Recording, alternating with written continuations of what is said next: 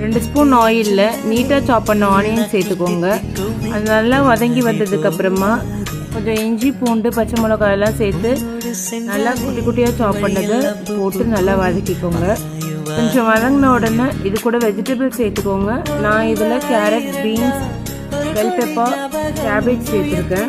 Spring onions இருந்தால் அதை சேர்த்துக்கலாம். இது கூட கொஞ்சம் உப்பு சேர்த்து நல்லா வதக்கி விடுங்க. வெஜிடபிள்ஸ் நல்லா வதங்கின உடனே இதில் நான் ஸ்கிராம்பிள்டு எக்ஸ் சேர்த்துக்கிறேன். அது கூடவே கொஞ்சம் பெப்பர் பவுடர் சேர்த்துக்கிறேன். கூட 1/2 spoon soya sauce, 1 spoon ketchup, 1 spoon red chilli sauce சேர்த்துக்கலாம். உப்பு தேவையான அளவு போட்டு நல்லா எல்லாத்தையுமே மிக்ஸ் பண்ணிக்கலாம்.